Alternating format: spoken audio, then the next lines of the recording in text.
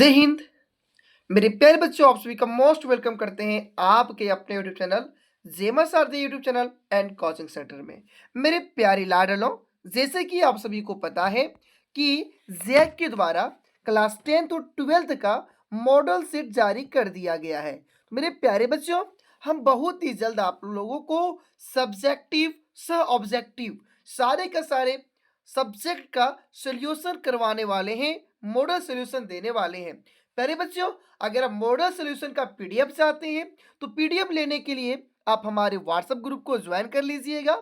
WhatsApp group join करने के लिए दिए गए नंबर पे आप सभी मैसेज करके हम हमसे जुड़ सकते हैं, बिल्कुल फ्री ऑफ कॉस्ट विद्यार्थी जी। साथ ही मेरे प्यारे बच्चों, अगर अगर आप लोग किसी भी मॉडल सेट का सॉल्यूशन सबसे पहले चाहते हैं तो चैनल को सब्सक्राइब कर लीजिएगा, साथ ही घंटा के बेल आइकन को दबा लें। तो प्यारे बच्चों, चले आज की क्लास में हम लोग स्टार्ट करते हैं और बेहतरीन तरीके से करते हैं हिंदी के मॉडल सेट का सॉल्यूशन।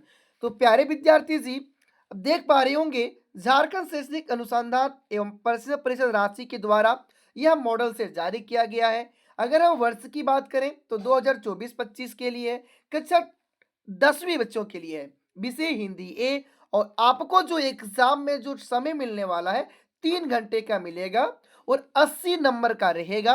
80 नंबर का आपको लिखना पड़ेगा और 20 नंबर का प्रैक्टिकल रहेगा। ठीक है विद्यार्थी जी, आगे देखते हैं कुछ सामान्य निर्देश दिए गए हैं। तो वे सामान्य निर्देश क्या है? पहला, परीक्षार्थी यथासंभव निर्देशानुसार अपने शब्दों में उत्तर दें। यानी विद्यार्थी जी, आपको एग्जाम में जो प्रश्नों का जो उत्तर देना है अपने शब्दों में देना है। ठीक है, और सभी प्रश्न अनिवार्य है, सारे प्रश्नों का उत्तर देना है। कुल प्रश्नों की संख्या बच्चों 52 यानी 52 होगा। कुल प्रश्न कितने होंगे? 52 होंगे और ये 4 खंड में होंगे। क, ख, ग और घ में विभक्त होते हैं। ठीक है, आगे कहता है कि खंड क में खंड क में प्रश्न संख्या 1 से 30 जो है बहुविकल्पीय प्रश्न, जिसको हम लोग ऑब्जेक्टिव बोलते हैं, जिसको एमसीक्यू बोलते हैं। यानी 30 ऑब्जेक्टिव आपके एग्जाम में रहने वाले हैं। प्रत्येक प्रश्न के 4 विकल्प दिए गए हैं। जितने भी प्रश्न हैं उनके 4 विकल्प हैं। सही विकल्प का चयन करना है और प्रत्येक प्रश्न का 1 ही अंक निर्धारित है। यहां तक क्लियर? खंड ख में बच्चों 31 से 28 नंबर तक देखने को मिलेगा, जो अति लघु उत्तरीय रहेगा, जिसमें से किन्हीं 6 प्रश्नों का उत्तर देना है ना। और ये 2 नंबर का रहेगा। कितने नंबर का रहेगा सर? 2 नंबर का। वहीं पे खंड ग में बात करते हैं तो 39 से 46 नंबर तक रहेगा और इसमें से 6 प्रश्नों का उत्तर देना है और ये सारे 3 नंबर के होंगे। कितने नंबर के? 3 नंबर के, यानी 1 नंबर के, 2 नंबर के, 3 नंबर के। इसके आगे चलते हैं तो आगे खंड घ में बच्चों 47 से 52, घ में 47 से 52 लिखना है। इनमें से 4 प्रश्नों का उत्तर देना है और ये 5 ही अंक के होंगे। यानी टोटल आपके 30 क्वेश्चन 1 ही अंक के रहने वाले हैं, 6 क्वेश्चन 2 अंक के रहने वाले हैं, 6 क्वेश्चन 3 अंक के रहने वाले हैं और प्यारे बच्चों 4 प्रश्न जो हैं आपके 5 नंबर के रहने वाले हैं। यहां तक सभी समझ गए होंगे। तो चले जल्दी से चलते हम लोग मॉडल सेट की ओर और इसके सॉल्यूशन को बेहतर तरीके से ट्रिक से करते हैं। तो प्यारे बच्चों, खंड क में हम लोगों को मिलेगा यह पठित गद्यांश। क्या मिलेगा? यह पठित गद्यांश मिलेगा। तो सबसे पहले ध्यान पूर्वक से एक बार आप लोग इस गद्यांश को पढ़ लीजिएगा और पता है कैसे बनाते हैं। इस गद्यांश को पढ़ने के बाद आप यहीं से चोरी करके आराम से प्रश्नों को क्या कर सकते हैं? लिख सकते हैं, है ना। तो चलिए देखते हैं क्या गद्यांश दिया गया है। पहले हम लोग एक बार गद्यांश को पढ़ लेते हैं। कहता है, स्वस्थ हमारे जीवन का सबसे महत्वपूर्ण पहलू है। स्वस्थ शरीर में ही स्वस्थ मस्तिष्क का निवास होता है।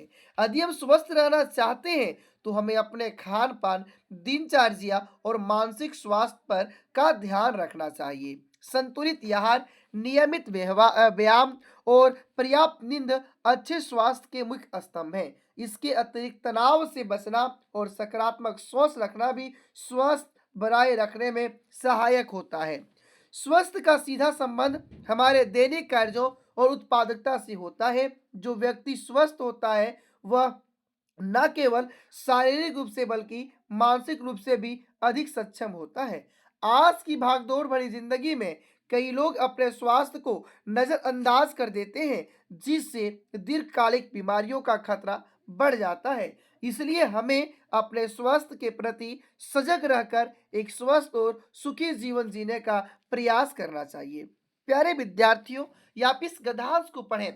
इस गद्यांश के पढ़ने के बाद आपके सामने पेश है प्रश्न। तो प्रश्न नंबर 1 है कि स्वस्थ जीवन जीने के लिए गद्यांश में किन मुख्य स्तंभों का उल्लेख किया गया है। आपको बताना है कि स्वस्थ रहने के कौन कौन से तरीके हैं जिसका वर्णन गद्यांश में किया गया है। और आपके सामने इसी प्रकार बोर्ड एग्जाम में 4 ऑप्शन होंगे। तो ऑप्शन ये है संतुलित आहार, नियमित व्यायाम और पर्याप्त नींद। दूसरा है केवल व्यायाम और खान पान। सी है तनाव और सकारात्मक सोच। डी है शारीरिक और मानसिक आराम। तो गुरुजी इसका जवाब कैसे लिखेंगे, हम भी नहीं जानते कैसे लिखेंगे, है ना। लेकिन लिखेंगे कैसे, इसका जवाब क्या है मुझे भी नहीं पता, लेकिन कैसे लिखेंगे इसको देखिए। तो प्यारे विद्यार्थियों जी, या आप लोग पुनः एक बार पैसेज पर जाइएगा और उसमें खोजिएगा कि स्वस्थ जीवन जीने के कौन कौन से गुण इसमें बताए गए हैं। तो देखिए, आराम से देखिए, पढ़ते जाइए। यहाँ दिया हमें अपने खान पान, दिनचर्या और मानसिक स्वास्थ्य का ध्यान रखना चाहिए। संतुलित आहार, नियमित व्यायाम और पर्याप्त नींद अच्छे स्वास्थ्य के मुख्य स्तंभ है। तो क्या ये आप लोगों को इसका आंसर मिला? एस या नो जल्दी से कमेंट में बता दीजिएगा। एस इसका जवाब मिला। अब हम लोग देखेंगे कि ये सारी तमाम चीजें किस ऑप्शन में लिखा गया है। तो सारी चीजें आप देख पा रहे होंगे, ऑप्शन नंबर ए में लिखा गया है संतुलित आहार, नियमित व्यायाम और पर्याप्त नींद। तो इसका सही जवाब ऑप्शन नंबर ए होगा। Option number A is the correct answer. Okay, चलते हैं नेक्स्ट प्रश्न पे। नेक्स्ट प्रश्न है स्वास्थ्य का सीधा संबंध किससे है? ऑप्शन ए सामाजिक जीवन से, ऑप्शन बी दैनिक कार्यों और उत्पादकता से, सी धन संपत्ति से, और डी है भागदौड़ भरी जिंदगी से। तो प्यारे प्यारे बच्चों, इसका भी आंसर उसी तरीके से खोज के निकालना है। तो चलिए खोज लेते हैं कि स्वास्थ्य का जो सीधा संबंध है किससे है। तो देखिए कहाँ पे लिखा हुआ है, देखिए स्वस्थ शरीर में, देखिए कहाँ लिखा हुआ है, आगे बढ़ चलिए। स्वास्थ्य का सीधा संबंध, स्वास्थ्य का सीधा संबंध हमारे दैनिक कार्यों और उत्पादकता से होती है। किससे? तो दैनिक कार्यों और उत्पादकता से। अब देखेंगे कि इसका जवाब जो है, इसका जो ऑप्शन है कौन सा सही होने वाला है। तो option number B, option number B it is the right answer. Okay, चले जल्दी से चलते हैं हम लोग क्वेश्चन नंबर तीसरे पे। और तीसरा प्रश्न है तनाव से बचने के लिए गद्यांश में क्या उपाय सुझाया गया है। ऑप्शन ए अधिक काम करना, ऑप्शन बी सकारात्मक सोच रखना, ऑप्शन सी पर्याप्त खाना खाना, ऑप्शन डी देर रात तक जागना। तो इसका क्या जवाब होगा? चलिए हम लोग कहे अपना दिमाग लगाएंगे। अब देख लेते हैं, चोरी करके लिख लेते हैं, चोरी करने दिया है हम लोगों को। तो देखिए क्या होगा सो, है ना। खोजिए जल्दी से, पैसेज में कहीं मिलेगा। चलिए देखिए दिया हुआ है आ, इसके अतिरिक्त तनाव से बचना और सकारात्मक सोच रखना स्वस्थ शरीर में सहायक होता है। तो प्यारे विद्यार्थियों, ऑप्शन अधिक काम करना, सकारात्मक सोच रखना, पर्याप्त खाना खाना, देर रात तक जागना। तो इसका जो सही आंसर होगा ऑप्शन नंबर बी यानी सकारात्मक सोच रखना, ये इसका सही जवाब है। आगे चलते हैं क्वेश्चन नंबर 4 में। क्वेश्चन है भागदौड़ भरी जिंदगी में स्वास्थ्य को नजरअंदाज करने का क्या परिणाम हो सकता है। ऑप्शन ए शांति और सुकून नहीं मिल सकता है ना, ऑप्शन बी दीर्घकालिक बीमारियों का खतरा, क्या ऑप्शन सी बेहतर उत्पादकता, और ऑप्शन डी अधिक ऊर्जा प्राप्त होना। तो मेरे प्यारे बच्चों, इसका सही आंसर हो जाएगा ऑप्शन नंबर बी दीर्घकालिक बीमारियों का खतरा। हमने कुछ देर पहले आपको पढ़कर सुनाया था, अगर आपको चेक करना है तो पैसेज में जाकर चेक कर सकते हैं। आगे चलते हैं तो निम्नलिखित पदांश को ध्यानपूर्वक पढ़कर पूछे गए प्रश्नों के उत्तर दें। प्यारे बच्चों, जिस प्रकार अभी आप लोगों ने गधांश पर के 4 प्रश्नों का उत्तर दिया और चारों से एक-एक नंबर 4 नंबर आप लोगों ने कंप्लीट किया, उसी प्रकार यहाँ पे आपको गधांश नहीं पदांश पढ़ना है और पदांश से प्रश्नों का उत्तर देना है। पदार्थ में है प्यारे बच्चों, नारी है शक्ति, नारी है ज्ञान, नारी के बिना अधूरी है सृष्टि महान, है ना। आगे, वह सने का सागर करुणा की धार, नारी है सृजन की अश्रुत पुकार, संघर्षों से आगे बढ़ती है नारी, हर बाधा को वह सरलता से हारी, संपन्न साहस धैर्य का प्रतीक, नारी के बिना जीवन है अधूरा अधीर, सम्मान दो नारी को, पहचान दो उसके सपनों को भी उड़ान दो, नारी है प्रकाश, नारी है जीवन, उससे ही है यह जगत संपंदन। तो प्यारे विद्यार्थी, अब क्वेश्चन नंबर 5 आप सबों के समझ पेश है कि पदांश के अनुसार नारी के बिना क्या अधूरी है, समाज, सृष्टि, शिक्षा, राजनीति क्या है, बता दीजिए। तो देख लीजिए यहाँ पे लिखा हुआ है कि क्या लिखा हुआ है, नारी है शक्ति, नारी है ज्ञान, नारी के बिना सृष्टि है महान। मतलब क्या क्या अधूरा है सर, सृष्टि अधूरा है। तो कौन सा ऑप्शन था, option number B, it is the right answer. Okay, चले आगे चलते हैं क्वेश्चन नंबर 6 की ओर। प्रश्न है, नारी को किसका प्रतीक बताया गया है, नारी जो है किसका प्रतीक बताया गया है, संघर्ष और क्रोध का, संपन्न साहस और धैर्य का, शक्ति और सत्ता का, सुंदरता और कला का। जल्दी से बता दीजिए। तो देखते हैं सर क्या इसका सही जवाब होगा कि नारी जो है किसका प्रतीक है, नारी जो है किसका प्रतीक है। देख लेते हैं, संघर्षों से आगे बढ़ती है नारी, हर बाधा को असरलता से हारी, संपन्न साहस धैर्य का प्रतीक। किसका प्रतीक है सर, संपन्न साहस और धैर्य का प्रतीक है। तो इसका सही जवाब जो होगा ऑप्शन नंबर कौन सा हो जाएगा सर, ऑप्शन नंबर बी, सने करुणा और सृजन, है ना। सॉरी, ऑप्शन नंबर बी, संपन्न साहस और धैर्य है ना विद्यार्थी जी। चले आगे चल सकते हैं सर, आगे चलते हैं प्रश्न नंबर 7 की ओर। प्रश्न नंबर 7 है, पदार्थ में नारी को किन गुणों से संबोधित किया गया है, किन गुणों से संबोधित किया गया है। तो इसको जो है ना सने करुणा और सृजन से संबोधित किया गया है। अगला प्रश्न है, नारी के सपनों के लिए, नारी के सपनों के लिए क्या आग्रह किया गया है, नारी के सपनों के लिए क्या आग्रह किया गया है। उन्हें दबाने का बिल्कुल गलत, उन्हें उड़ान देने का, उन्हें नजरअंदाज करने का, उन्हें सीमित रखने का। तो सही जवाब होगा बच्चों उन्हें उड़ान देने का, यानी क्वेश्चन नंबर 8 का option number B, it is the right answer. आगे चलते हैं। तो प्यारे बच्चों, इसी प्रकार आप लोगों को गधान से 4 प्रश्नों का जवाब देके 4 नंबर लूट लेना है और पधान से 4 प्रश्नों का जवाब देकर 4 नंबर लूट लेना है। अब 8 नंबर क्या आपके पैकेट में हो सकता है, एस या नो, जल्दी से कमेंट में कर दीजिएगा। अगर इस 8 नंबर में आपको कहीं डाउट है तो आप मुझसे व्हाट्सएप ग्रुप में मिलिएगा या तो कमेंट में मुझसे मिलिएगा, हम उसका भी दवा आपको देने वाले हैं। आगे चलते हैं और आगे जब चलते हैं बच्चों तो हम लोग पहुंचते हैं व्याकरण में, हम लोग पहुंच जाते हैं किसमें सर, व्याकरण में। और प्यारे बच्चों, हमने हिंदी के सिलेबस में जो जो आपके व्याकरण इंपॉर्टेंट है हमने सारे के सारे यूट्यूब पे बिल्कुल फ्री क्लास में करवा कर रखे हैं। अगर आपने नहीं देखे हैं तो चली जाइएगा प्लेलिस्ट में और 2024-25 का क्रैश कोर्स हिंदी के प्लेलिस्ट को खोलिएगा, वहां आपको पूरी डिटेल में क्या मिल जाएगा, व्याकरण मिल जाएंगे, आराम से मजे से पढ़ लीजिएगा। अब चलिए हम लोग प्रश्न नंबर 9 को जानते हैं। प्रश्न है, सकर्मक क्रिया का उदाहरण चुने। अरे गधा, सकर्मक अकर्मक क्रिया आपको बताए थे ना, तो क्या इसमें सोचने वाली बात है, सकर्मक और अकर्मक क्रिया। तो जवाब दीजिए। ऑप्शन ए बच्चा रो रहा है, ऑप्शन बी मैं खाना खा रहा हूं, ऑप्शन सी पक्षी उड़ रहा है, ऑप्शन डी चंद्रमा चमक रहा है।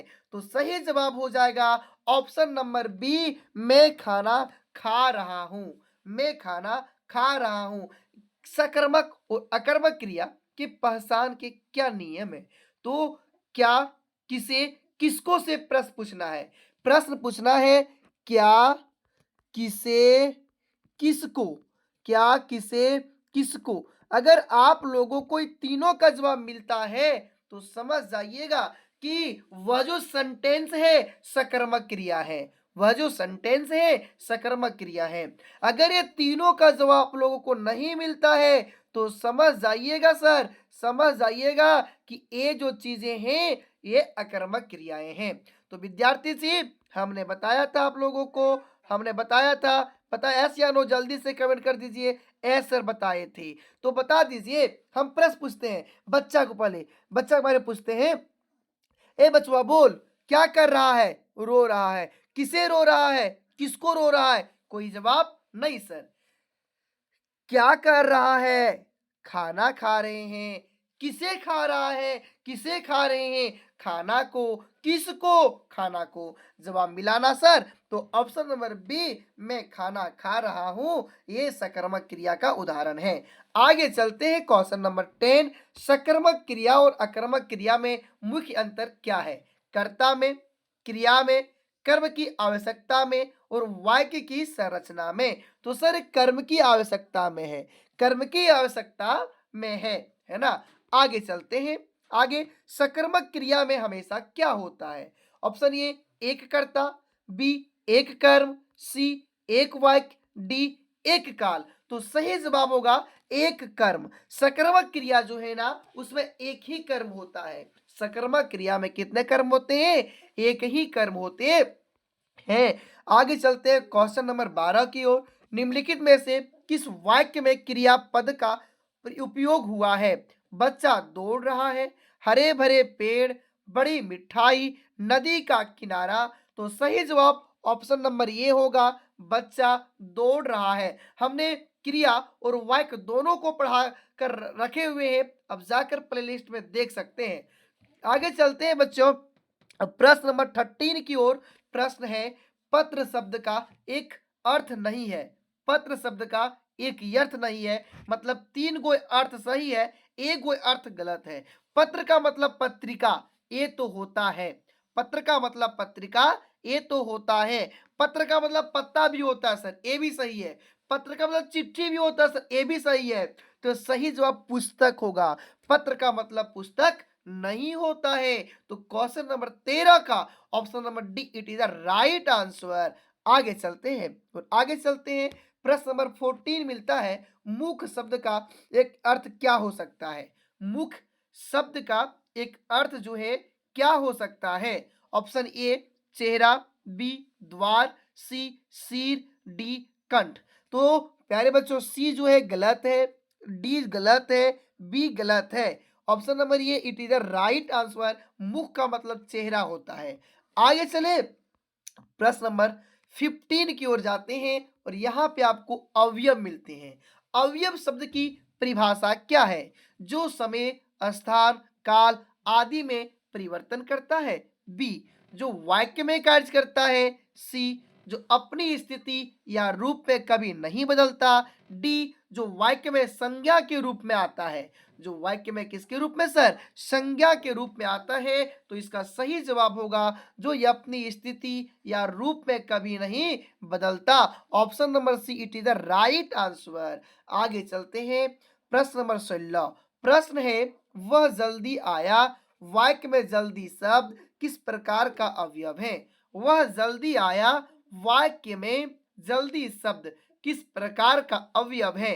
कालवाचक अवयव है, क्रिया विशेषण अवयव है, स्थानवाचक अवयव है, संबंधवाचक अवयव है। बताइए प्यारे बच्चों कमेंट में जल्दी से। तो सही जवाब होगा क्रिया विशेषण अवयव है, क्रिया विशेषण अवयव है। चलते हैं प्रश्न नंबर 17 की ओर और प्रश्न है सर, राजमहल शब्द किस प्रकार का समास है? हमने आपको समास भी पढ़ा कर रखे हैं, अब जाकर प्लेलिस्ट में समास को देख लीजिएगा, सारे के सारे चीजें ट्रिक से पढ़ाए हुए हैं। तो राजमहल शब्द किस प्रकार का समास है? ऑप्शन ए तत्पुरुष समास, बी द्विगु समास, सी कर्मधारय समास और डी जो है बच्चों द्वंद्व समास। तो इसका सही जवाब क्या हो जाएगा सर?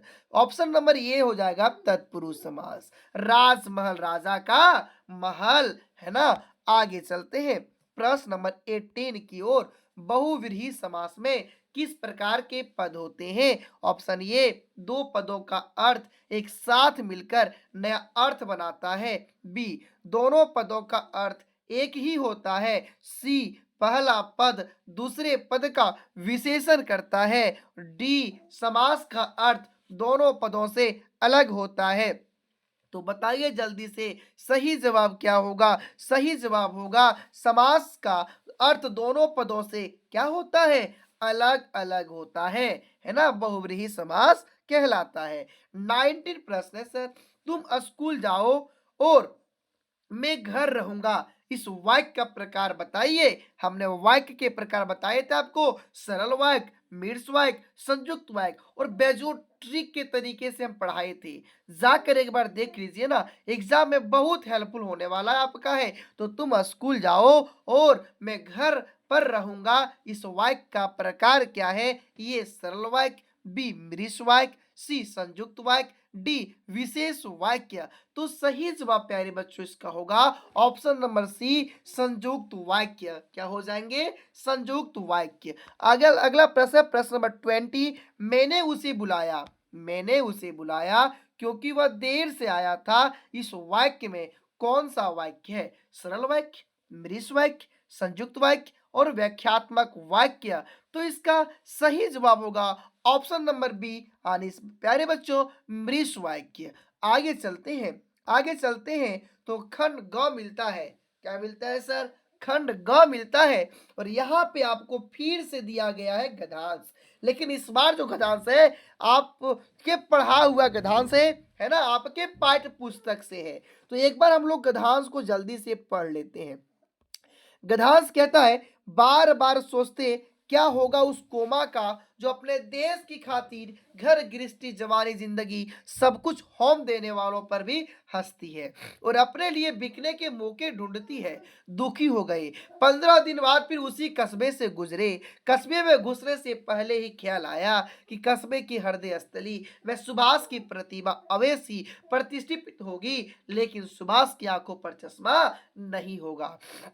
मेरे लाडलो, बताइए जल्दी से, ये जो गद्यांश दिया गया है किस पाठ से लिया गया है सर? तो हमारे हिंदी पाठ्य पुस्तक के चैप्टर 10 से, जिसका चैप्टर का नाम है नेताजी का चश्मा। नेताजी का चश्मा वहां से लिया गया है। यस या नो जल्दी से बता दीजिएगा। यस सर, वहीं से लिया गया है। तो वहीं से सर लिए गया है, एस या नो? हाँ सर लिया गया है। अब इसमें क्या क्या प्रश्न पूछे गए हैं वो देखते हैं। क्या नहीं बना सकते हैं? एकदम बना सकते हैं सर, बिना पैसे देखे भी। तो सर गद्यांश में लेखक को किस बात का दुख हो रहा है?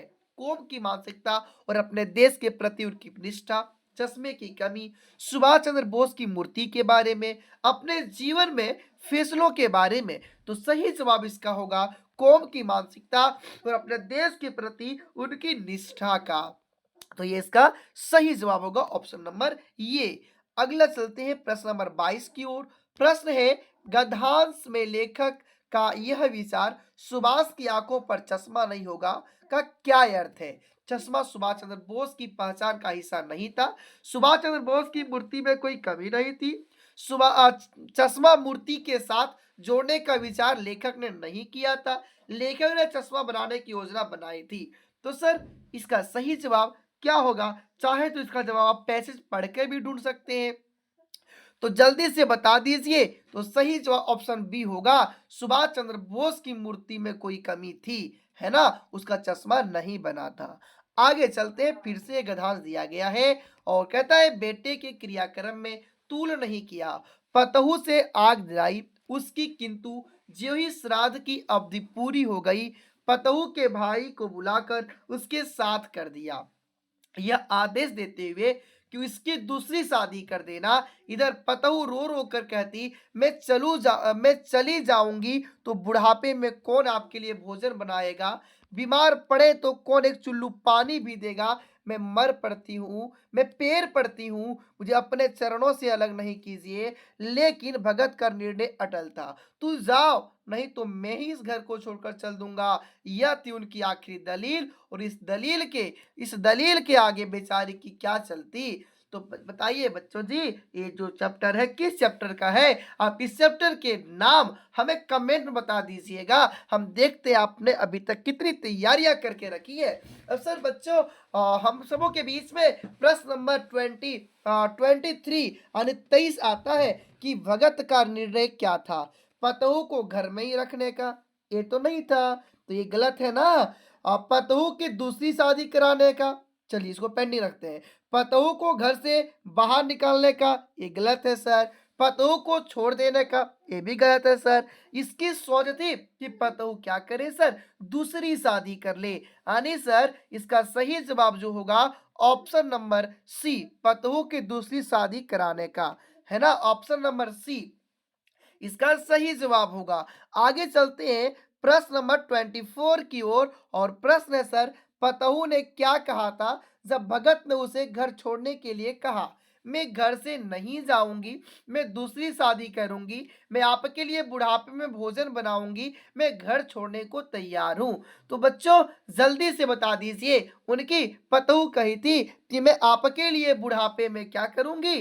भोजन बनाऊंगी। तो option number C it is the right answer. फिर से बच्चों हम सबों के बीच में एक पदांश आता है। और पदांश क्या है सर? कि निम्नलिखित पदांश को ध्यानपूर्वक पढ़कर दिए गए प्रश्नों के लिए सही उत्तर चुनिए। बच्चों ये पदांश आपके बुक से है, आप गैस कीजिए किस चैप्टर से है। यहाँ पे पदांश लिखल है, भुजबल भूमि बिनु किन्हीं विपुल बार मध्य देने दिनहि सहस बहाभुज छेद निहारा परसु बिलोक महिप कुमारा मातु पितहि जनी सोच बसस करसी महिष किशोरा गर्भ निहोर के ये यबक दलन परसु मोर अति घोरा। तो प्यारे प्यारे बच्चों जल्दी से बता दीजिए किस चैप्टर से लिया गया है? राम लक्ष्मण परशुराम संवाद से लिया गया है। प्रश्न है 25, गर्भणः के यभक दलन में अभ्रक का क्या अर्थ है? क्या गंधक, बी अभ्रक, सी बच्चा, डी शत्रु? क्या सही जवाब है? तो बच्चों सही जवाब बच्चा होगा। क्या हो जाएगा मेरे लाडलो? बच्चा हो जाएगा। अगला है, महिप कुमार किसे कहा गया है? महादेव शिव को, राम को, लक्ष्मण को, परशुराम को? सही जवाब होगा बच्चों महिप कुमार लक्ष्मण को कहा गया है। विपुल बार मही दिनहा दिनही में महिदेव किसका संदर्भ है? महादेव शिव का, महात्मा गांधी का, कोई युद्ध देवता का, कोई राजा का? सही जवाब बच्चों हो जाएगा महादेव शिव का। तो ऑप्शन नंबर ये it is the right answer. प्रश्न नंबर 28 है, परशु बिलो की महिप कुमारा पे परशु किसके लिए प्रयुक्त हुआ है? एक युद्ध अस्त्र के लिए, किसी शक्तिशाली देवता का नाम है, राजा की तलवार के लिए, किसी खास प्रकार का धनुष के लिए? प्यारे बच्चों इसका सही आंसर होगा ऑप्शन नंबर ये, एक युद्ध का अस्त्र है। आगे चले तो प्रश्न नंबर 29, गंतोक का क्या अर्थ है? गंतोक का क्या अर्थ है? घाटी, जंगल, पत्थर, पहाड़? क्या होगा? Option number D sir, Gangtok का मतलब है सर पहाड़। गंतोक का मतलब है सर पहाड़। अगला है, जितेन नार्गे की जीप में किसकी तस्वीर लगी हुई थी? महात्मा गांधी, दलाई लामा, महात्मा बुद्ध, महावीर की? सही जवाब दलाई लामा की। प्यारे बच्चों आज की क्लास में हम लोग हिंदी के 30 मॉडल सेट का सॉल्यूशन कर लिए हैं। अब आपका बचा अति लघु उत्तरीय प्रश्न, लघु उत्तरीय प्रश्न और